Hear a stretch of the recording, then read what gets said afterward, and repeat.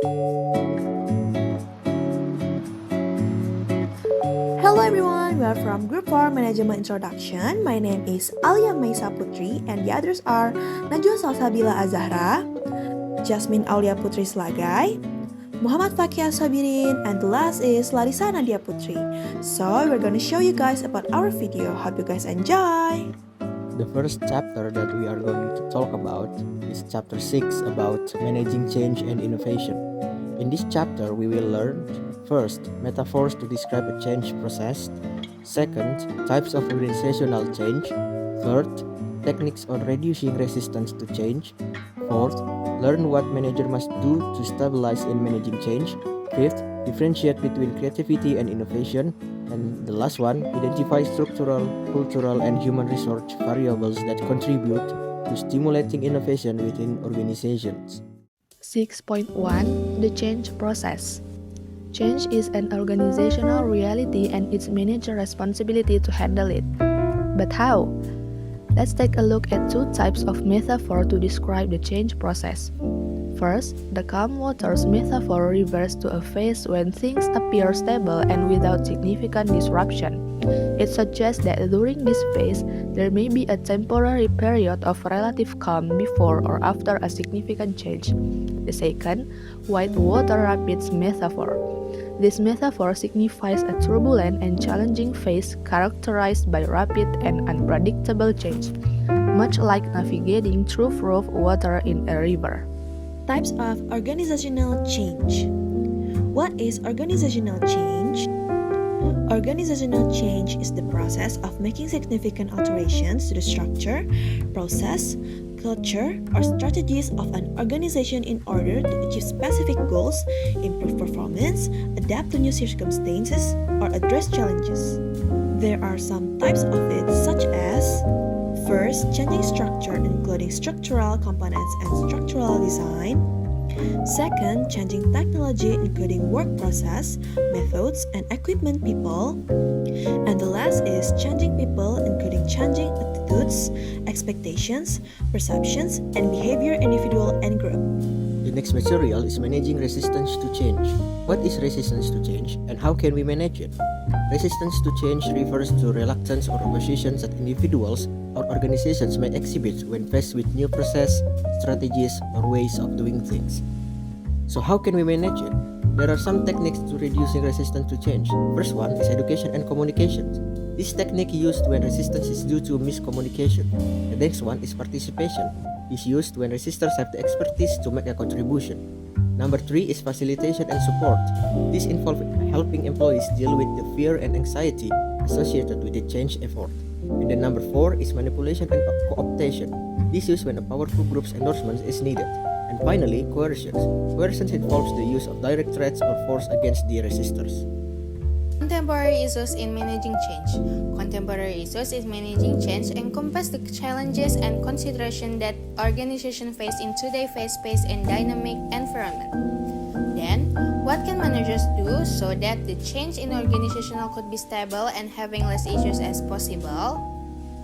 Something managers has to do is by being positive role models to the employee, creating new stories and symbols, selecting, promoting, and supporting employees who adopt the new values, redesigning socialization process, changing the reward system, specifying expectation, shaking up current subcultures, and getting employees to participate in change.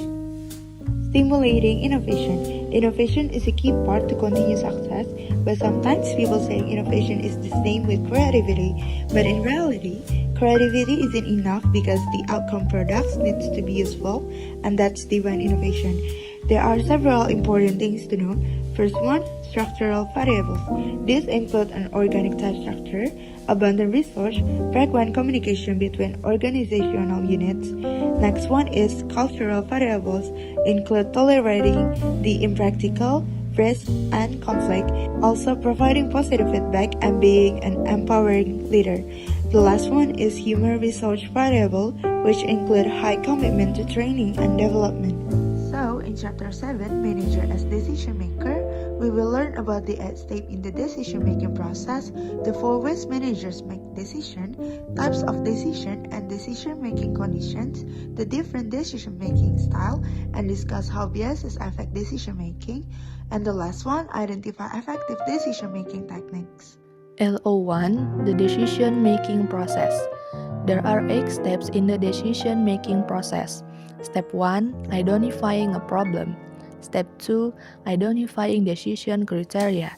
Step 3, allocating weights to the criteria. Step 4, developing alternatives. Step 5, analyzing alternatives. Step 6, selecting an alternative. Step 7, implementing the alternative. And the last step, evaluating decision effectiveness. Managers making decisions. First, making decisions rationally. That is, they'll make logical and consistent choices to maximize value. The second, making decisions bounded rationality. The concept of bounded rationality, which says that managers make decisions rationally but are limited by their ability to process information. The third, making decisions the role of intuition. It's making decisions on the basis of experience, feelings, and accumulated judgment. And the last one is making decisions the role of evidence-based management. It is the systematic use of the best available evidence to improve management practice. And then for the next materials is types of decisions and decision-making conditions. Type of decisions. Depending on the nature of the problem, a manager can use one of 2 different types. First, structured problem and programmed decisions. Structured problems are straightforward, familiar, and easily defined. And then, programmed decisions is a repetitive decision that can be handled by a routine approach. Second, unstructured problem and non-programmed decisions.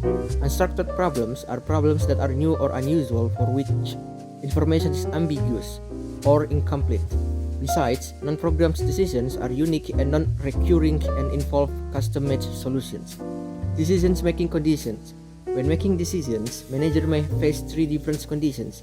They are certainty, risks, and uncertainty. Next, decision-making styles. The first style is linear non-linear thinking style profile. Linear thinking style is characterized by a person's preference for using external data and facts and processing this information through rational, logical thinking to guide decision and action. And then, non-linear thinking style is characterized by a preference for internal sources of information, like feeling or intuition, and processing this information with internal insight, feeling, and hunches to guide decision and action. Second, decision-making biases and errors. There are 12 common decision errors and biases that managers make, as you can see here. The third one, overview and managerial decision-making. Decision-making process is affected by 4 factors: the decision-making approach, the type of problem, decision-making condition, and their decision-making style. In addition, certain decision-making errors and biases may impact the process. Each factor plays a role in determining how the managers make a decision. Effective decision-making in today's world. What do managers need to do to make effective decisions in today's fast-moving world?